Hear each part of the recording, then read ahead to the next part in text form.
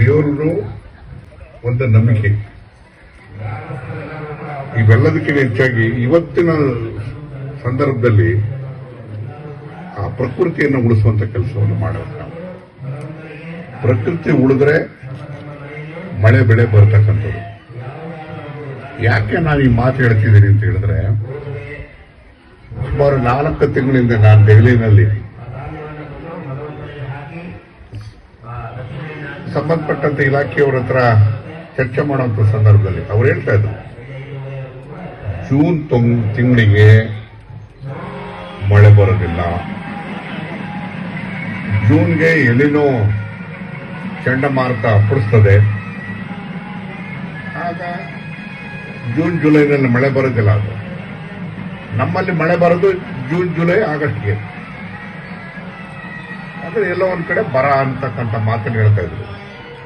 ನಾನು ಅದನ್ನ ಎಲ್ಲಾ ಸಂದರ್ಭದಲ್ಲೂ ಕೂಡ ಹೇಳ್ತಿದ್ದೆ, ನೀರಿನ ಕಡೆ ಗಮನ ಕೊಡಿ, ನೀರು ರಕ್ಷಣೆ ಮಾಡುವಂತ ಕೆಲಸವನ್ನು ಮಾಡಿ ಅಂತ. ಬಹುಶಃ ಇವತ್ತು ಒಂದು ಕಡೆ ನೀರಾವರಿಗಳಿಂದ ನಮಗೆ ಸ್ವಾಭಾವಿಕ ಯಾವುದೂ ನೀರು ಬರಲ್ಲ, ಎಲ್ಲಿಂದಲೂ ತರಬೇಕಾಗಿರೋದು. ಅದನ್ನ ನಿರಂತರವಾಗಿ ಹೋರಾಟಗಳನ್ನ ಮಾಡಬೇಕು, ಕಾನೂನು ಕಟ್ಟಡಗಳನ್ನ ಕಟ್ಟಬೇಕು. ಹಾಗಾಗಿ ಹೇಮಾವತಿಯನ್ನು ತಂದಿದ್ರಿಂದ ಸ್ವಲ್ಪ ಮಟ್ಟಿಗೆ ನೆಮ್ಮದಿಯನ್ನ, ಕುಡಿಯ ನೀರಿಗೆ ಸಮಸ್ಯೆಯನ್ನ ಬಗೆಹರಿಸಕ್ಕೆ ಸಹಾಯ ಆಗಿದೆ. ಅದೇ ರೀತಿಯಾಗಿ ಭದ್ರಾ ಮೇಲ್ದಂಡೆ ನಿನ್ನೆ ದಿವಸ ನಾನು ಎತ್ತಿನೊಳೆ ಬಗ್ಗೆನೂ ಕೂಡ ಮೀಟಿಂಗ್ ಮಾಡ್ತಾ ಇದ್ದೆ, ನೀರು ತರಬೇಕು ಅಂತ ಹೇಳಿ ಯೋಜನೆ ಮಾಡಬಹುದು. ಒಂದು ಕಡೆ ಇದೆಲ್ಲ ದುಬಾರಿ ಹಣಕಾಸನ್ನ ಖರ್ಚು ಮಾಡತಕ್ಕಂಥ ಯೋಜನೆಗಳು. ಆ ರೀತಿಯಾಗಿ ಪ್ರಯತ್ನ ಪಟ್ಟರೆ ಮಾತ್ರ ನೀರು ಬರತಕ್ಕಂಥದ್ದು.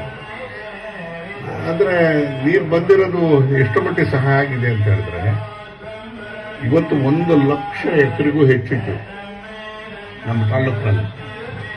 ಅಡಿಕೆ ಇರ್ಬೋದು, ತೆಂಗಿರ್ಬೋದು, ಹತ್ತಿ ಇರ್ಬೋದು, ಆಮೇಲೆ ರೇಷ್ಮೆ ಇರ್ಬೋದು, ಇವೆಲ್ಲದೂ ಕೂಡ 1,00,000 ಎಕರೆಗೆ ಜಾಸ್ತಿ ಬಂದಿದೆ. ಪಂಪ್ ಸೆಟ್ಗಳು ಎಷ್ಟಪ್ಪ ಅಂತಂದ್ರೆ ಗೇಣಿಗೆ ಒಂದೊಂದು ಪಂಪ್ ಸೆಟ್ 30. ಯಾರು ಕೇಳಿ 5 ಬೋರ್ ಹಾಕಿದ್ವಿ, 4 ಬೋರ್ ಹಾಕಿದ್ವಿ.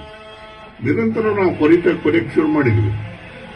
ಈಗ ಸಿರಾ ತಾಲೂಕು ಅಂತಂದ್ರೆ ನಮಗೆ ಅಂತರ್ಜಲ ಹೆಂಗಿತ್ತಪ್ಪ ಅಂತ ಹೇಳಿದ್ರೆ ಇಲ್ಲಿ ಕೊರತೆ ಇತ್ತು.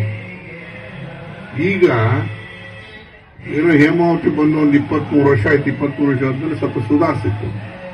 ಈಗ ಯಥಾ ಪ್ರಕಾರ ಇವತ್ತು ಕೇಂದ್ರ ಸರ್ಕಾರ ಘೋಷಣೆ ಮಾಡಿದೆ, ಏನಂತ, ಸಿರಾ ತಾಲೂಕು ಅಂತಂದ್ರೆ ಅಂತರ್ಜಲವನ್ನ ದುರುಪಯೋಗ ಆಗಿರ್ತಕ್ಕಂಥ ತಾಲೂಕು ಅಂತ ಘೋಷಣೆ ಮಾಡಿದೆ.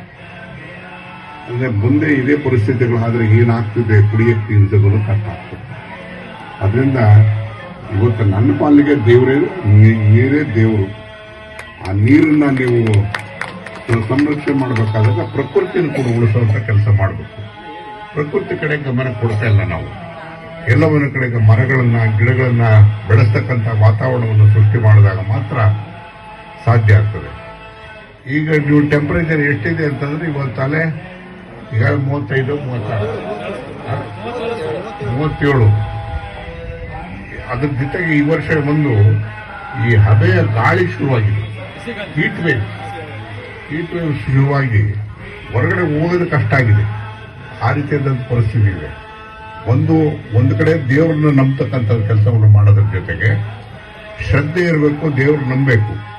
ಆದ್ರೆ ನಮ್ಮ ಕರ್ತವ್ಯ ಅಂತಂದ್ರೆ ಪ್ರಕೃತಿನ ರಕ್ಷಣೆ ಮಾಡತಕ್ಕಂಥ ಜವಾಬ್ದಾರಿಕೆಯನ್ನು ಕೂಡ ನಾವು ಕಲಿಬೇಕು. ಆಗ ಮಾತ್ರ ನಾವು ಬದುಕಕ್ಕೆ ಸಾಧ್ಯ, ಬಾಳ್ ಮಾಡಕ್ ಸಾಧ್ಯ, ಮುಂದುವರಿಯಕ್ಕೆ ಸಾಧ್ಯ ಆಗ್ತದೆ.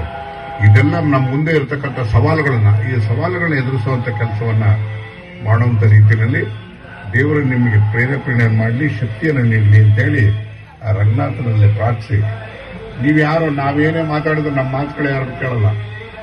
ದೇವ್ರ ಮೇಲೆ ಶ್ರದ್ಧೆ, ನಿಮಗೆ ಭಕ್ತಿ ಇರೋದ್ರಿಂದ ದೇವರೇ ನಿಮಗೆ ಸದ್ಬುದ್ಧಿಯನ್ನು ಕೊಟ್ಟು ಪ್ರಕೃತಿಯನ್ನು ಉಳಿಸುವಂತ ಕೆಲಸವನ್ನು ಮಾಡಬೇಕು. ಆಗ ಮಾತ್ರ ಮನುಷ್ಯ ಜೀವನ ಮಾಡೋದಕ್ಕೆ ಸಾಧ್ಯ ಆಗ್ತದೆ ಅಂತಕ್ಕಂಥ ಮಾತನ್ನ ಈ ಸಂದರ್ಭದಲ್ಲಿ ನಿಮ್ಮೆಲ್ಲರಿಗೂ ಕೂಡ ಪ್ರಕೃತಿಯನ್ನು ಉಳಿಸುವಂತ ರೀತಿಯಲ್ಲಿ ಆ ಪರಮಾತ್ಮ ಶಕ್ತಿಯನ್ನು ನೀಡಲಿ, ಬುದ್ಧಿಯನ್ನು ಕೊಡಲಿ, ಆ ರೀತಿಯಾದಂಥ ಶ್ರಮವನ್ನು ಹಾಕಿ ಅಂತೇಳಿ ನಾನು ಪ್ರಾರ್ಥಿಸಿ ನನ್ನ ಮಾತು ಮುಗಿಸ್ತೇನೆ. ನಮಸ್ಕಾರ.